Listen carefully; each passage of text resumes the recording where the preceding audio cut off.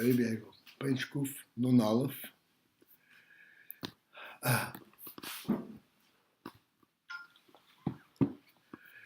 It's underlined just above the middle, the word bi'ahava, at the beginning of the line.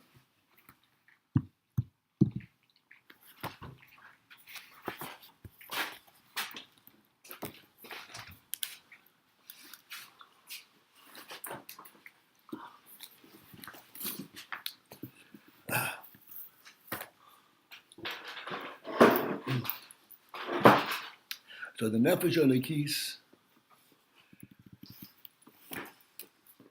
works with the Nefesh Abahamis, exposes it to Elokus, all the way to the extent that it also becomes enticed to want Elokus and all even to Ahav Elokus.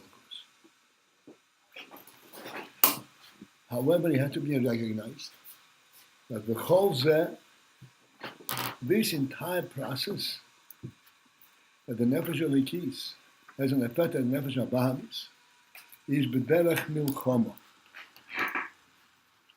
Is in a milchama pathway, manner.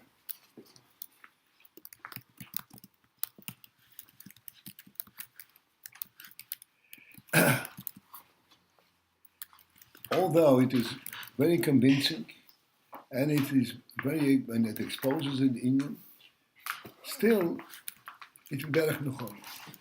There's a war element. Why is that? So the Rebbe explains, and you have to focus in this is what we are trying to understand today.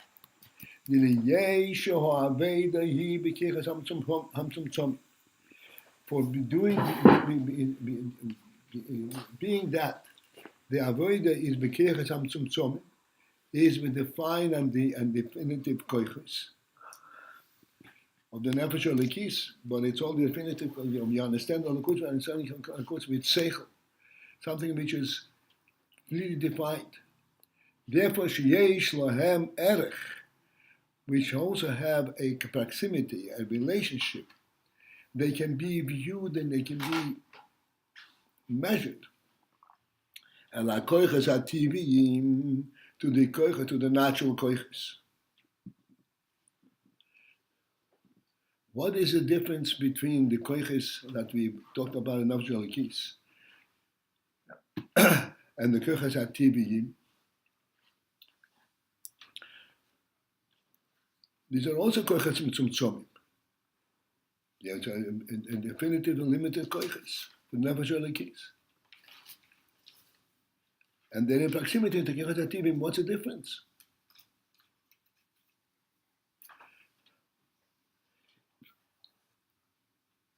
The difference is in the essence what the koiches are representing.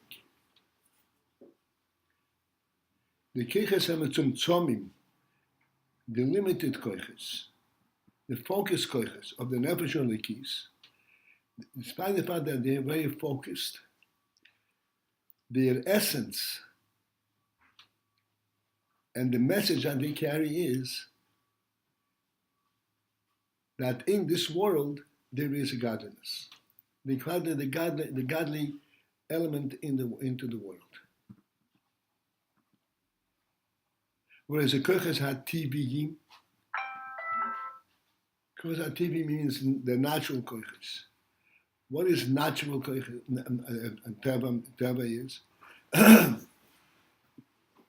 Teva is where the base, the starting point, and the basis of all that exists is in Gashmish in the world.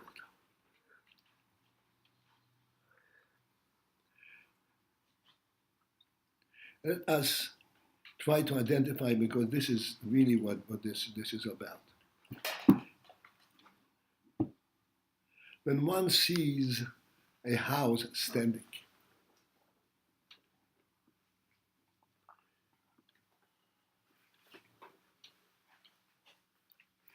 there are two very different perceptions in this house standing.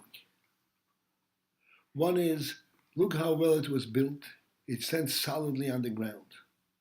There's a deep foundation into the ground, solid bricks and so forth. Then there is a completely different perception. Look at the architecture. Look at the design. Look at the concept and the human element that it represents.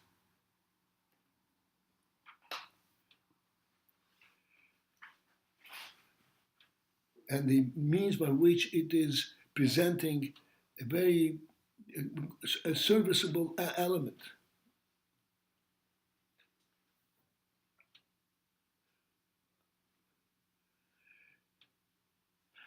That is a completely different viewpoint.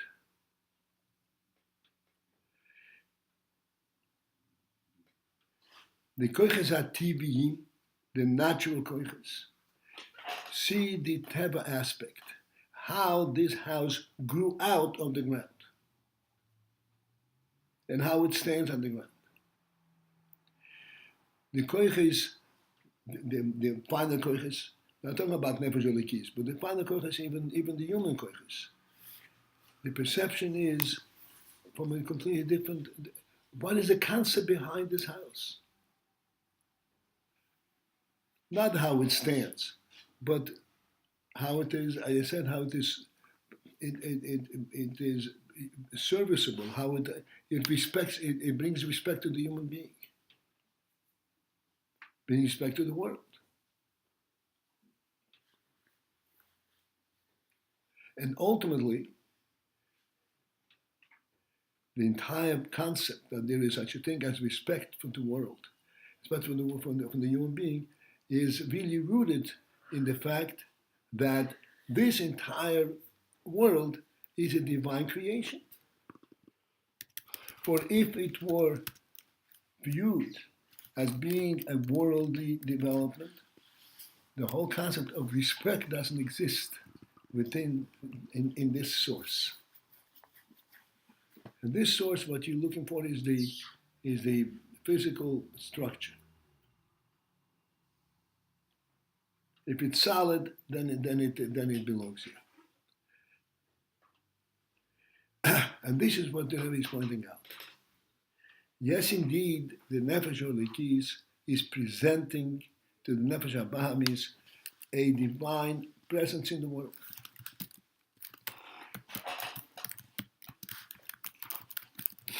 But it is b'koyches mitzumtzom. In other words, it is clearly defined from within the worldly limits.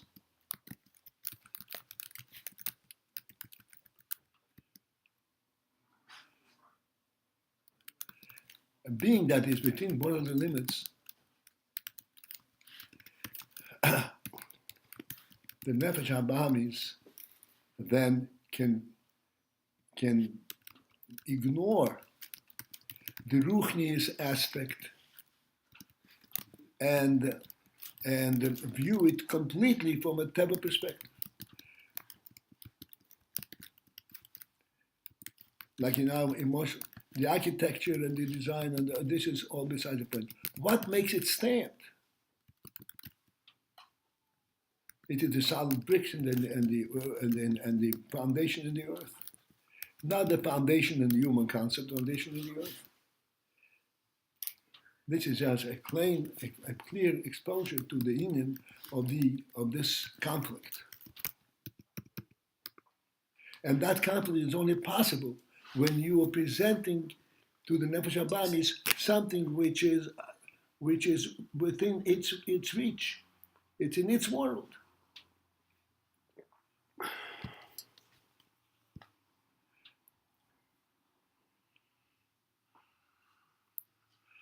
And therefore, and the next few words, Harehem oimdim leneged. Thus, these koiches of Nefesh HaBahamis, oimdim leneged, stand up in opposition. They stand up in opposition. The opposition is, no, it is not as you presenting it. That this whole thing is rooted, is beginning from a ruchni sticky and from a neshama source. As far as I'm concerned, it is rooted in the worldly source.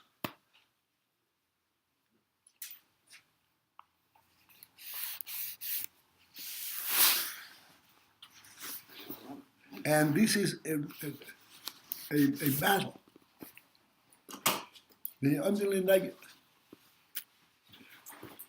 Let us delve into that milchama at the sunset.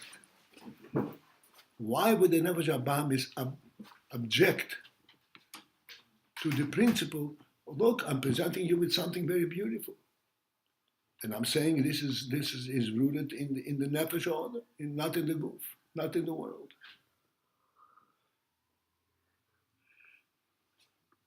And yet, and the Kirchas HaTivim, they stand up to oppose it. Why do they stand up to oppose it? This is where warfare is rooted.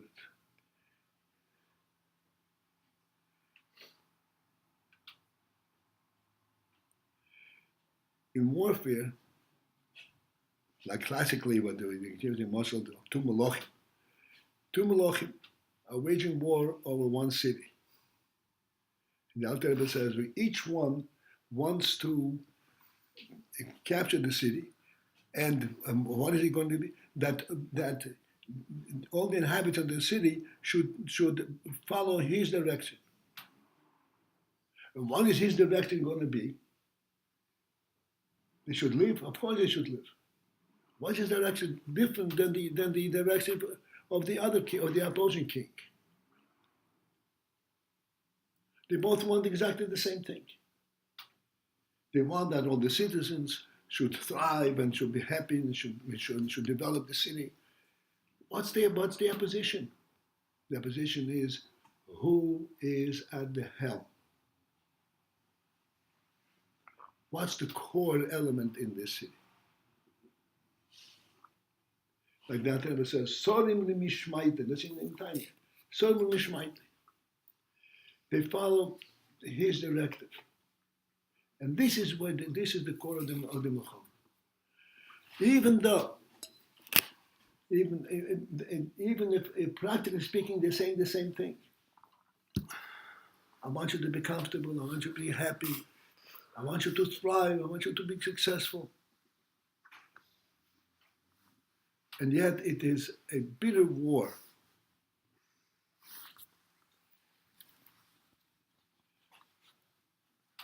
Because I want you to see it from my vantage point, and this one says, I want to see it from my vantage point.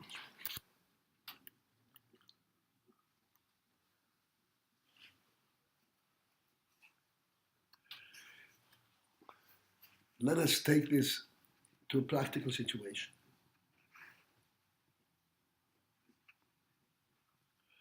Like we always give the moshel. You have a feast, you have a wedding. And the wedding presents a very lavish presentation.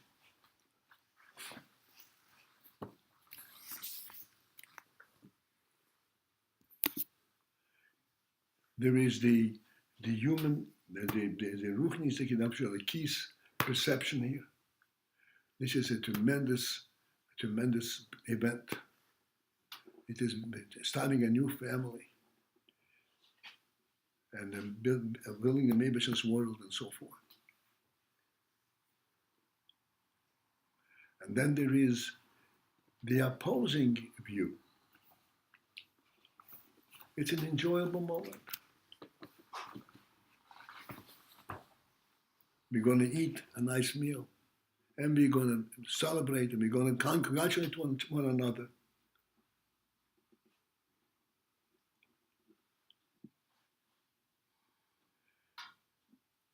The experience is exactly the same.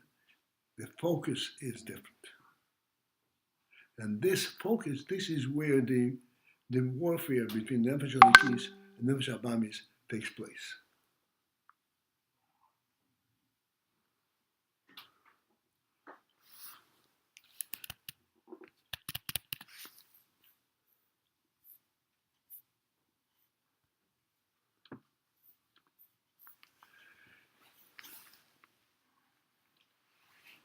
The Nefesh Elikis says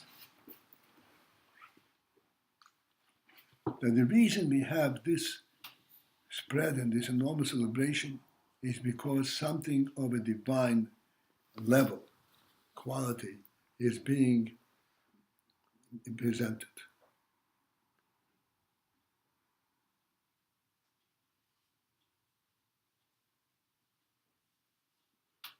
Coming back to the wedding situation, a wedding is the beginning of tremendous mitzvah. And this couple is going to build a home and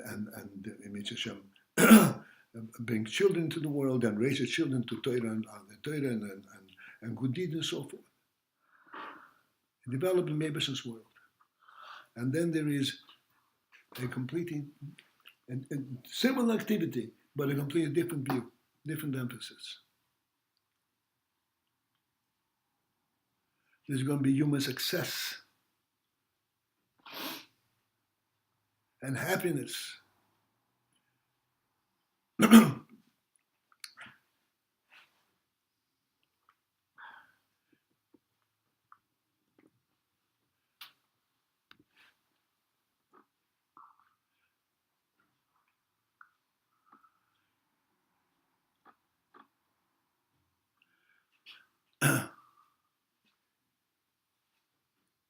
Being that they are both speaking at the same level, this is where the opposition comes in.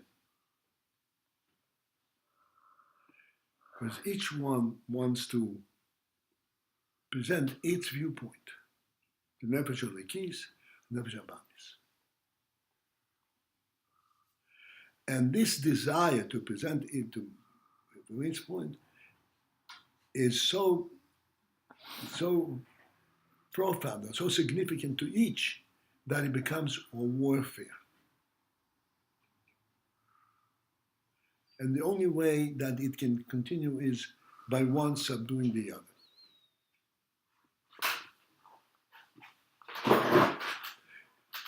There's no argument to say, why do you care? I'm doing the same thing. And this is what the Moshe from Alter Rebbe to Malachim.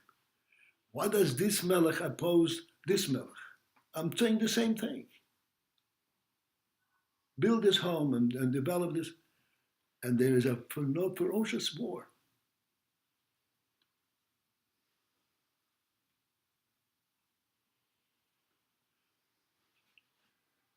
And the reason there is this war is that really all the development and all the happiness and all that, the core element is what is the most important aspect.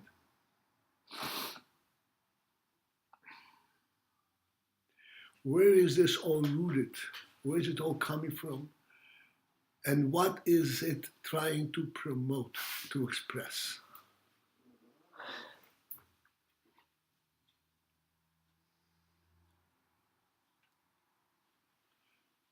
It comes to mind just in this second.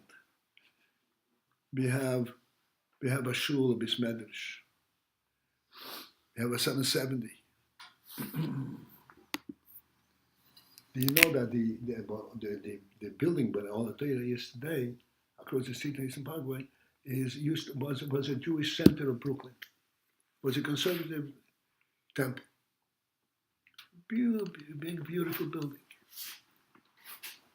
One of the original temples in the conservative temples.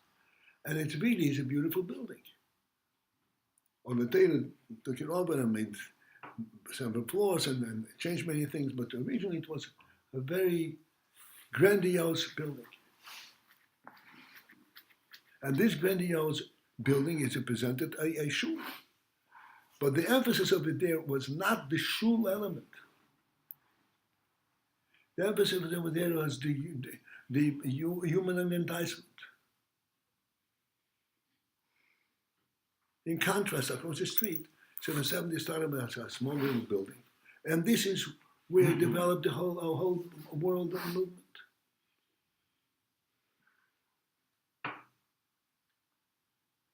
And that's the difference, the emphasis of the two sides.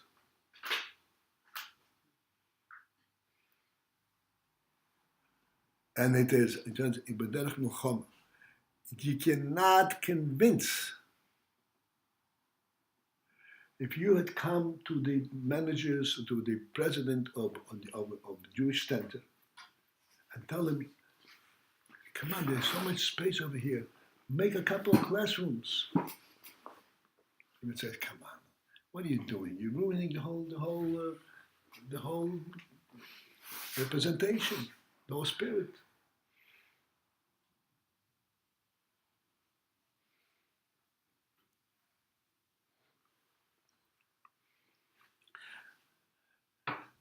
This milchama is representing not what they want practically, but what the core element where they're coming from. This is what the Rebbe says, that this whole thing is b'derech milchama. This can only be pursued in a milchama fashion. Because even though you want exactly the same thing, but the reason and the core and the principle behind it is so opposite, it's so different that it becomes a war.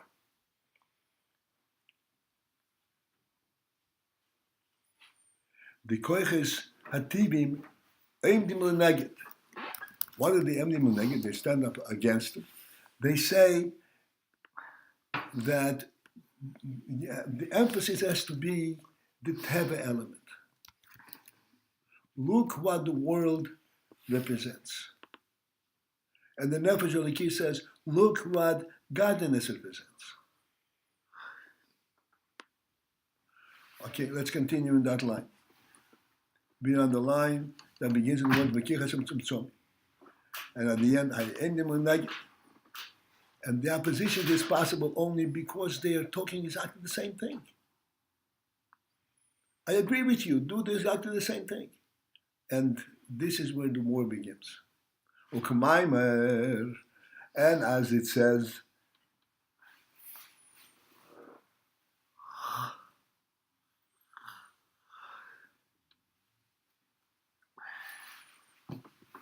and it's a Zohar.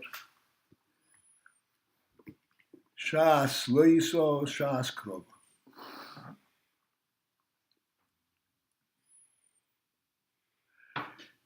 That the time of davening is really a moment of warfare.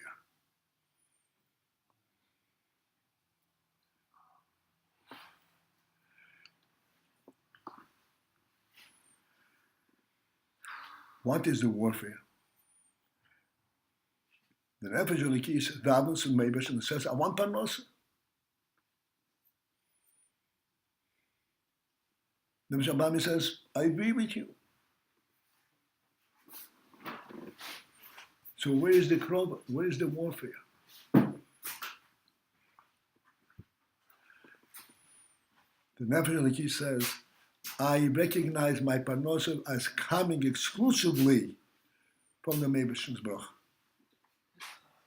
Nefesh Abami says, I recognize my parnosa coming exclusively from my prowess, from my effort.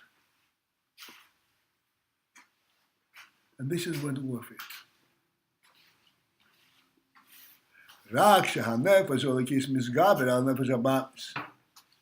Except that ultimately the Nefesh Elokis overpowers the Nefesh Abamis.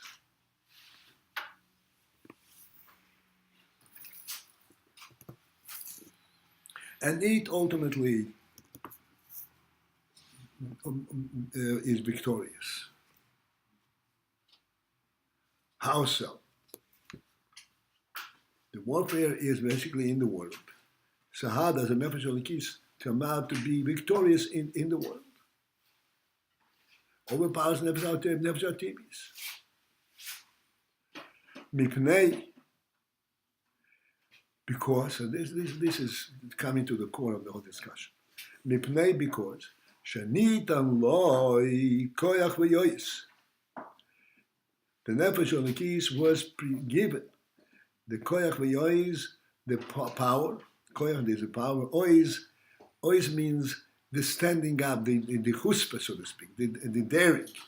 Lishloit olob, to rule over him, to rule over the nefesh habahamis.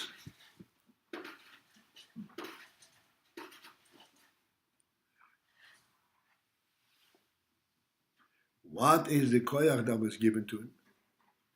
And on what basis is he overpowering and victorious over the nefesh habahamis?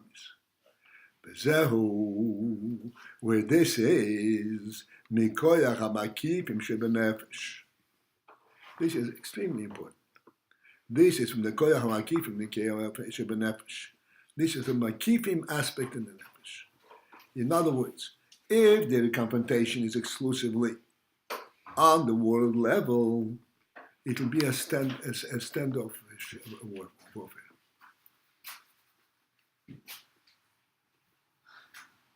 Non-decisive. I say this and you say this. What helps the nefesh? What enables the nefesh about alikis to subdue the opposition of the nefesh habahamis? Literally subdue it and kind of wipe it off the map and force it to focus in the direction of the nefesh habahamis. This is mitzvah the koyach hamakifim shebenefesh. The makifim element that is in the nefesh. This is not mitzvah the koyach hapnimiyim. It is not gun for gun, but it's what they stand for.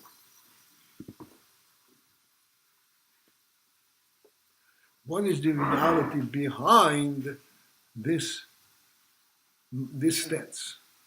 Why is the nefesh habahamis working this way, and why the nefesh habahamis is working the other way?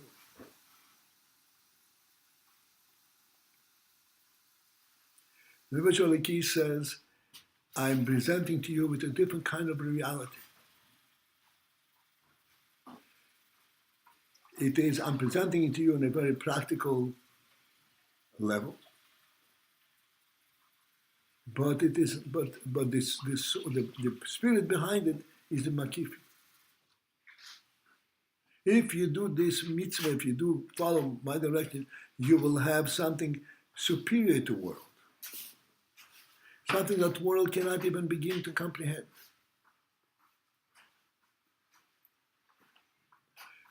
This this is what enables the nefesh habahamis to overcome and subdue the opposition of the nefesh habahamis. And as the Maimon is saying is,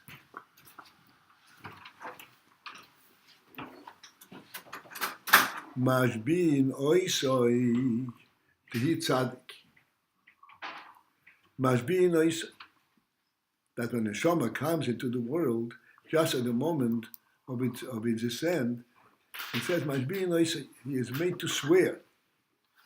Tehi tzadik.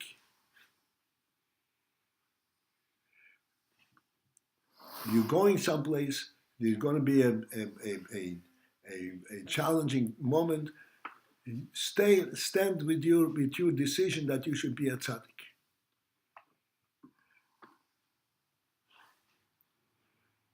This is the time of just prior to birth.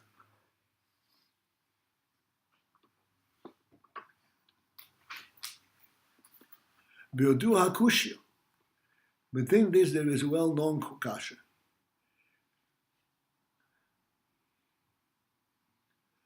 What was the kasha? How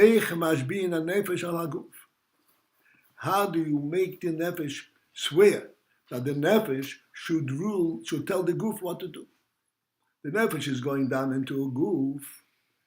So you tell the nefesh, be a tzaddik, but the nefesh is no longer in its own domain. It is no longer in its own jurisdiction. There's a body has to deal with it.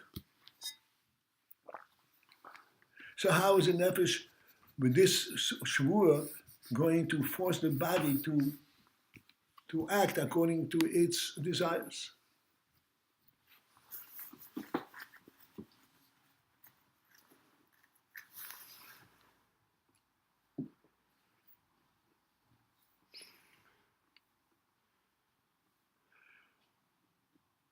So we say that the Nefesh Elokis was given the strength to overcome the opposition of Shabbos, because it says Mashbin is in Tzaddik. What kind of Mashbin? How can you make him swear something that is completely out of his jurisdiction? And this is what I said about Eich Mashbin HaNefesh Al HaGuf. How do you make the Nefesh swear to make the Guf do what the Guf has to do? What the Guf should do. AYIN. However, the principle behind this is this.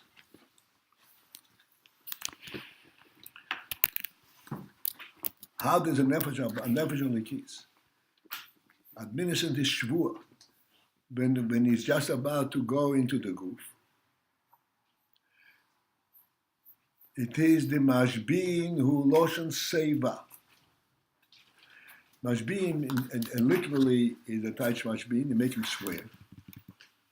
But there's an alternate meaning in the word Mashbin. This is Seva. Seva means satiating, providing with the means, with the food, with the means by which you were able to overcome this. And what is the means that you can overcome the opposition and force the Guf to follow the direction of Elokus? The who, and this is the Masbin, is a koyach shenoisin the Nefesh Elokis, the koyach that is granted to the Nefesh Elokis.